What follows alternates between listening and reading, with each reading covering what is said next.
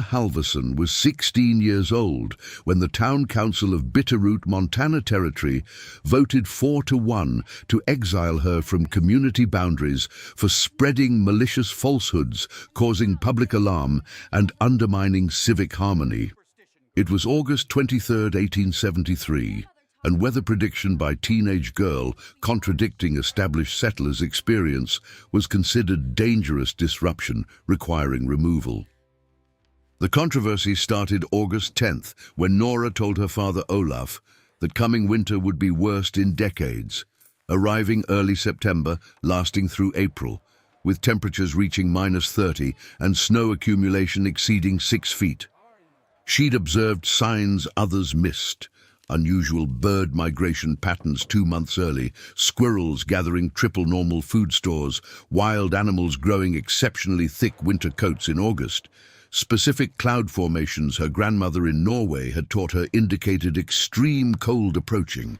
Olaf Halverson, age 48, was Norwegian immigrant who'd homesteaded near Bitterroot 5 years earlier. Respected Norah's observations because her grandmother, his mother, had been legendary weather predictor in coastal Norway, using traditional knowledge passed through generations of fishing families whose survival depended on reading natural signs.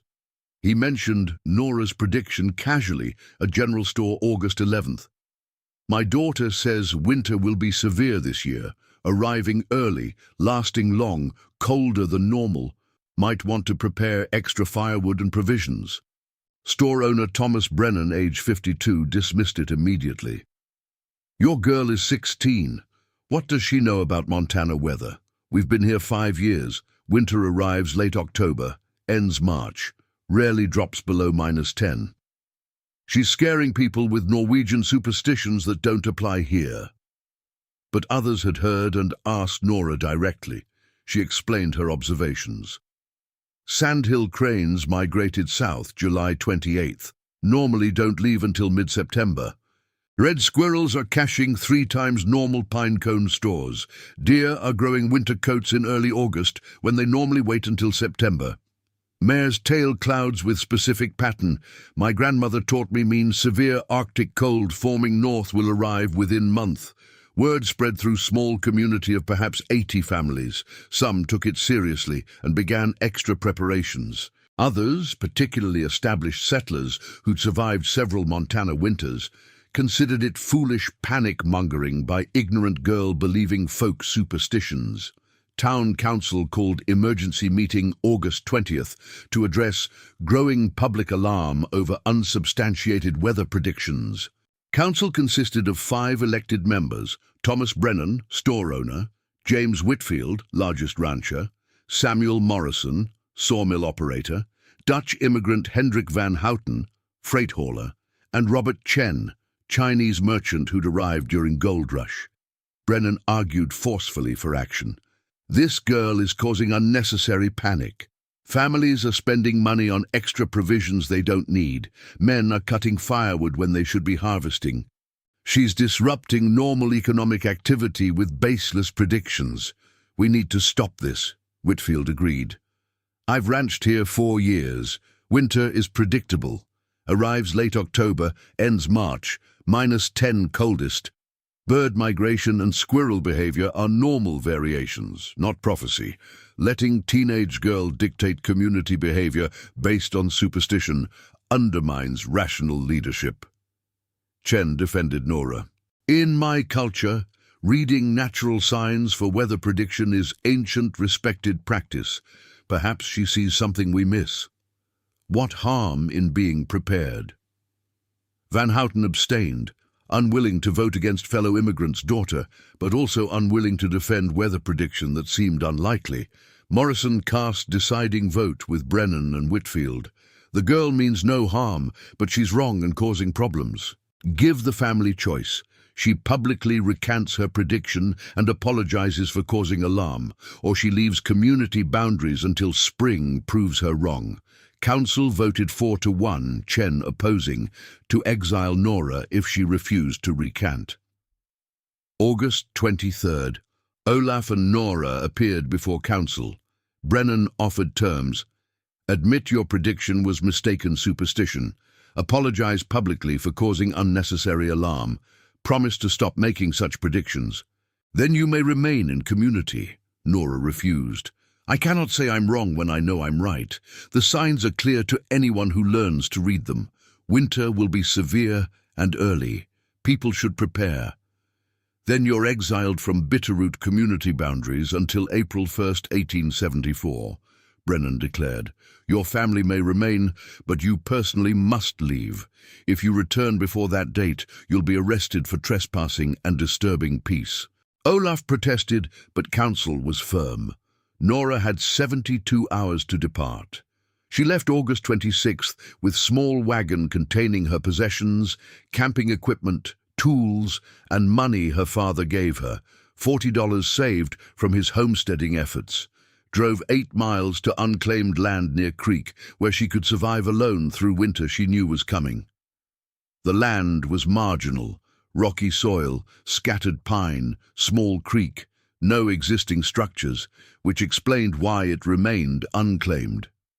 But isolated location meant she could build shelter without interference. She needed structure that could withstand severe winter she'd predicted. Traditional log cabin would take weeks to build properly and required skills she didn't have. Needed faster solution using available materials. August 28th. She was in Helena, territorial capital 40 miles away, selling vegetables at market when she saw extraordinary sight.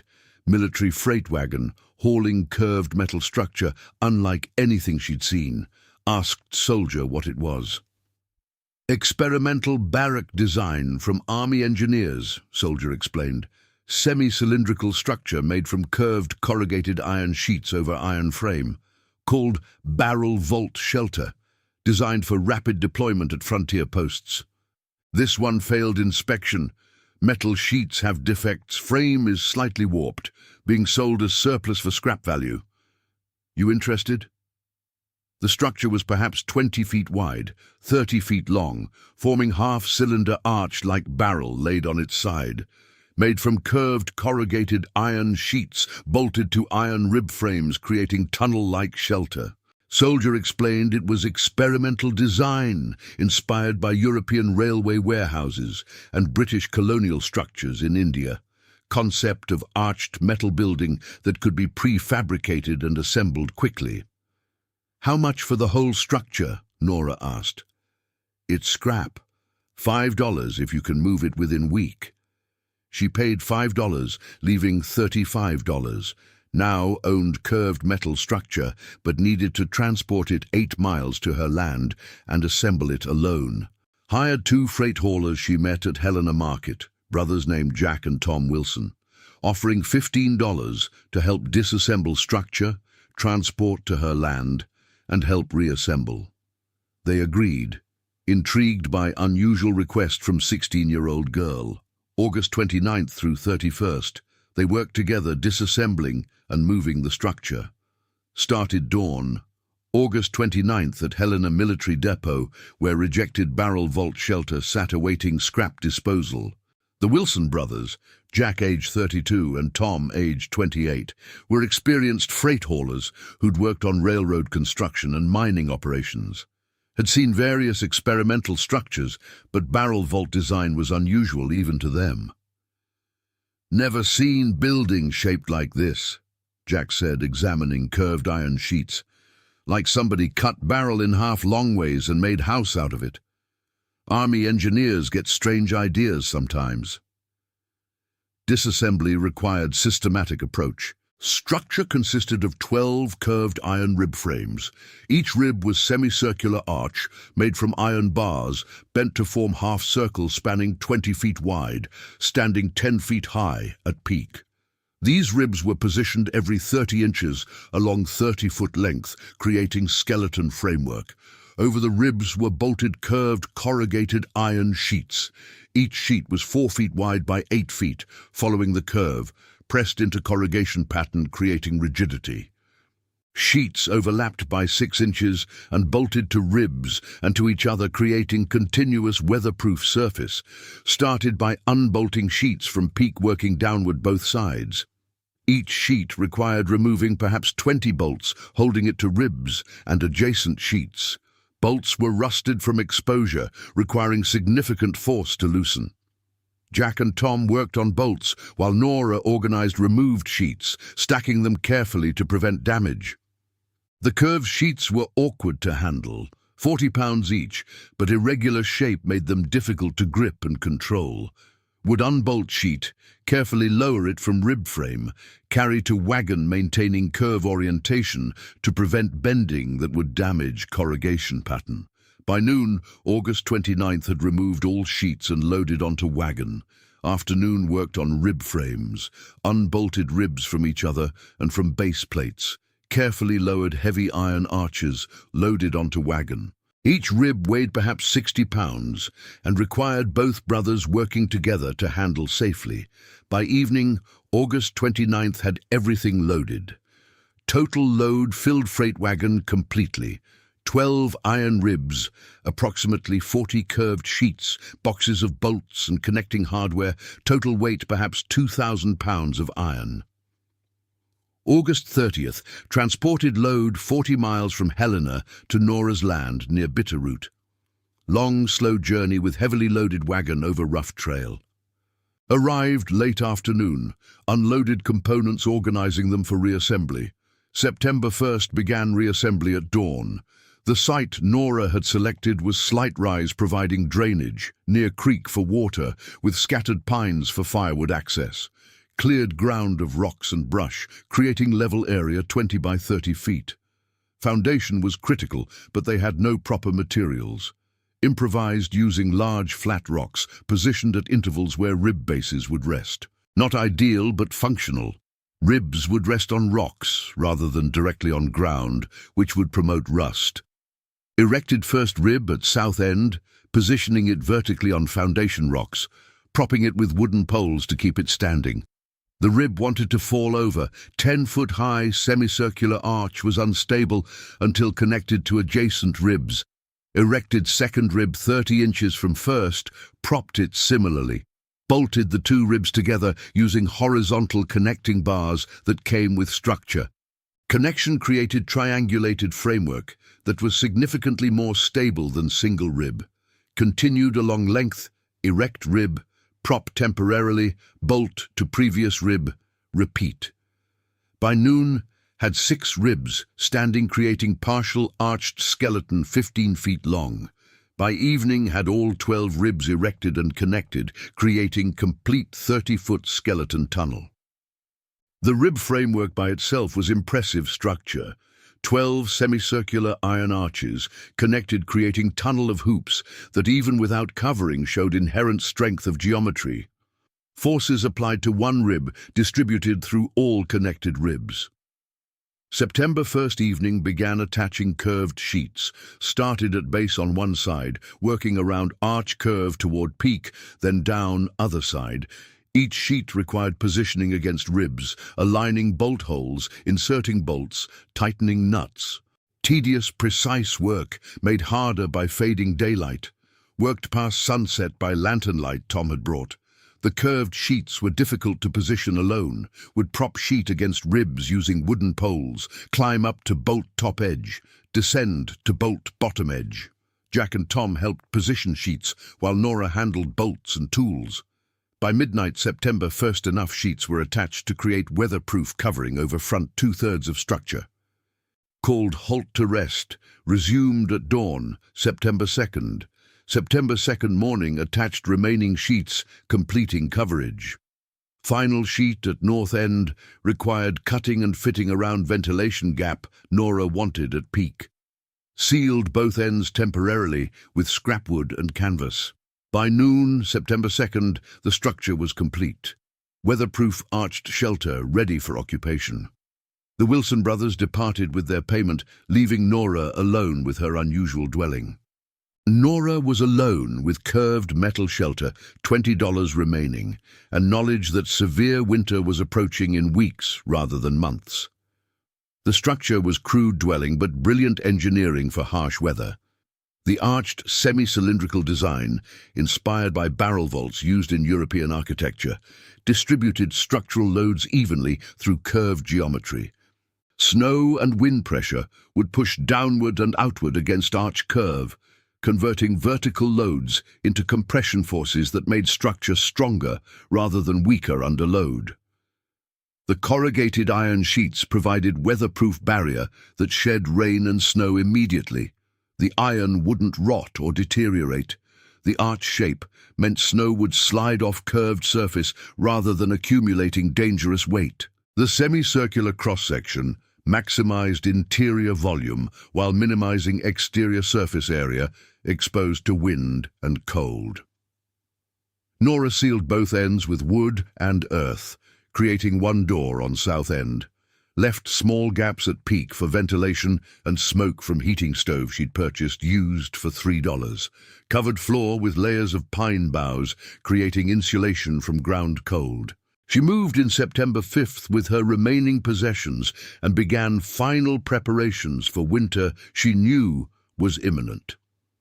Spent September cutting and splitting 4 cords of firewood, gathering dried meat from hunting, collecting wild plants and roots, preparing for isolation that would last 7 months. September 15th, first snow fell, 6 weeks earlier than normal Montana winter onset. Temperature dropped from 60 degrees to 35 overnight. Light snow accumulation 3 inches. In Bitterroot, 8 miles away, the early snow caused concern, but not alarm. Unusual early snow, people said, but it'll melt and normal autumn will resume. September 15th. First snow fell at dawn, 6 weeks earlier than normal Montana winter onset that typically began late October. Norah woke to changed world visible through gaps in end wall canvas. Temperature had dropped from 60 degrees previous afternoon to 35 degrees overnight. Light snow was falling steadily, accumulating 3 inches on ground. She stepped outside, examining snow and sky conditions. Snow was wet, heavy flakes indicating relatively warm snowfall. Sky showed layered clouds with specific patterns, indicating this wasn't isolated storm, but beginning of sustained pattern shift. Wind from northwest carried Arctic smell, clean, cold scent of polar air mass moving south. In Bitterroot, 8 miles away, the early snow caused concern, but not widespread alarm. People gathered at general store discussing unusual weather. "Early snow," Thomas Brennan said confidently. "Unusual but not unprecedented. It'll melt in few days and normal autumn will resume. We've seen September snow before." Others agreed based on their Montana experience.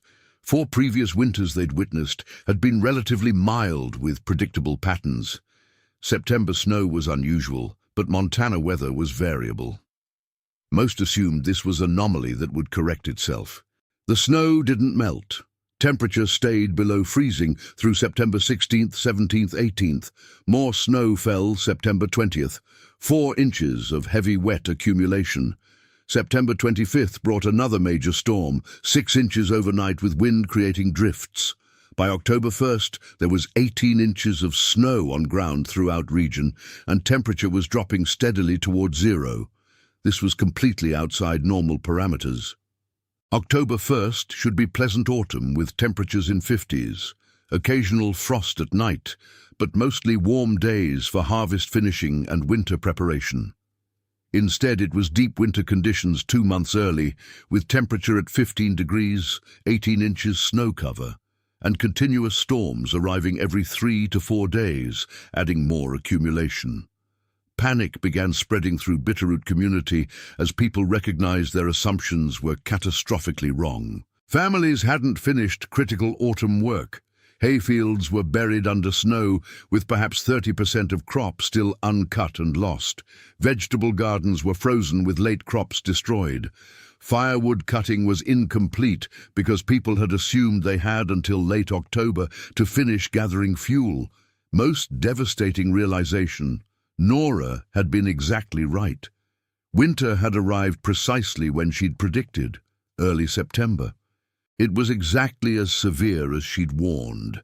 Heavy snow, sustained cold, everything she'd tried to tell them was happening exactly as she'd described. Thomas Brennan faced personal catastrophic firewood shortage that illustrated community-wide crisis. His family had cut approximately 2 cords of firewood by early September, expecting to finish gathering in October. 2 cords should last normal 4-month winter November through February, burning approximately half cord monthly. But it was only October 1st, and they'd already burned half cord fighting unexpected September cold. Winter had started 2 months early, meaning it would likely last 6 to 7 months total. At current consumption rate, his 2 cords would be exhausted by December, with potentially 4 months of winter remaining afterward. Would need to cut additional wood in brutal winter conditions or freeze. Throughout community, similar math was being done with terrifying results. Insufficient firewood. Insufficient food stores because harvest was incomplete. Livestock suffering because winter shelters weren't prepared. All problems Norah had warned about, but community had dismissed. October 5th, temperature hit -5 degrees, coldest October temperature anyone could remember in Montana Territory.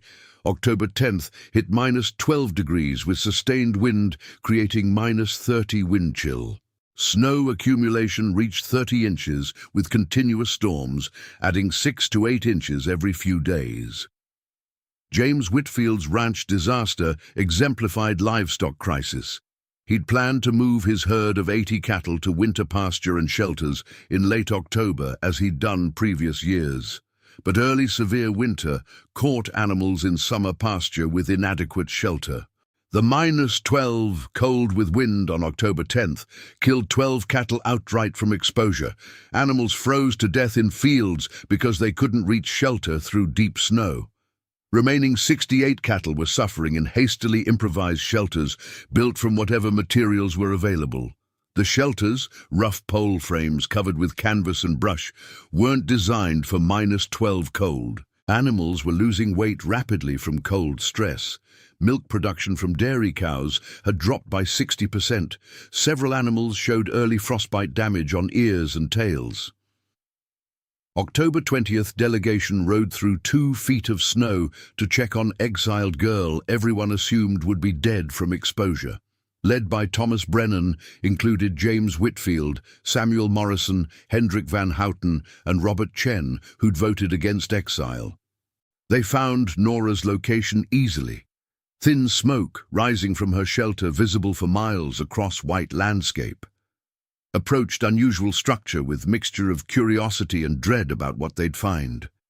The arched metal shelter looked bizarre in deep snow, curved corrugated iron surface like overturned boat, half buried in drifts.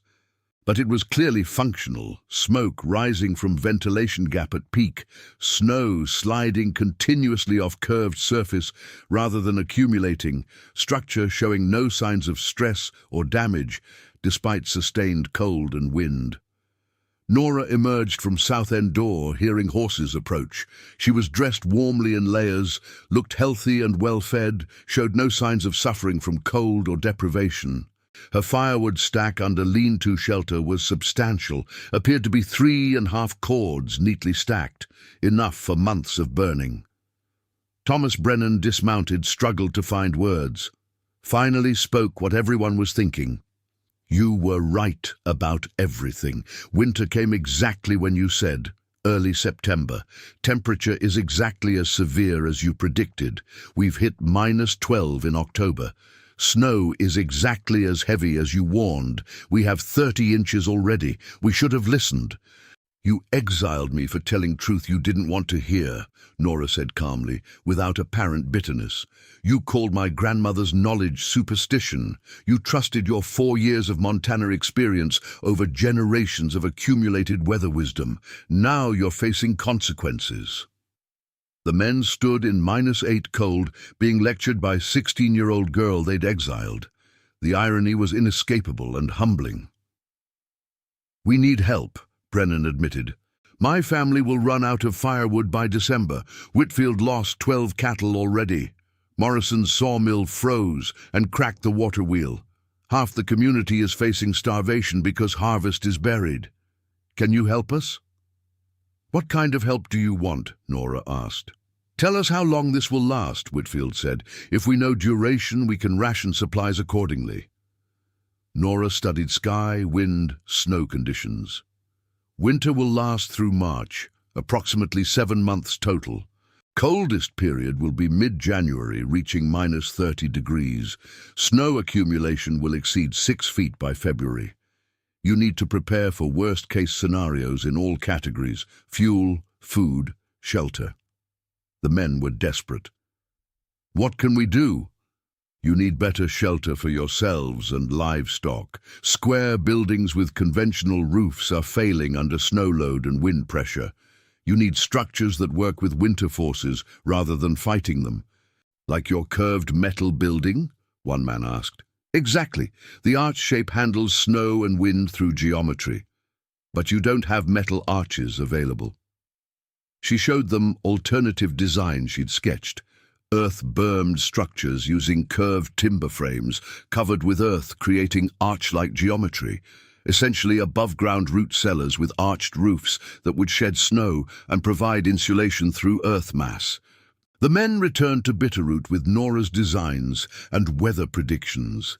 Community faced choice: continue treating her as exiled troublemaker, or acknowledge she'd been right and seek her expertise. November 1st community meeting voted to officially rescind exile and invite Norah to return as recognized weather advisor. She declined to return to town, but agreed to consult on winter survival strategies. Through November and December, families built earth-bermed shelters following Norah's designs, used curved timber frames, bent green pine poles creating arches, covered with earth and sod creating insulated structures that shed snow through curved geometry. These emergency shelters saved lives as temperatures dropped below -20 in December and -25 in January. Norah's arched metal structure became community symbol and gathering point. Families facing emergencies, firewood exhausted, food running out, livestock dying, would trek through snow to her shelter, seeking advice and assistance.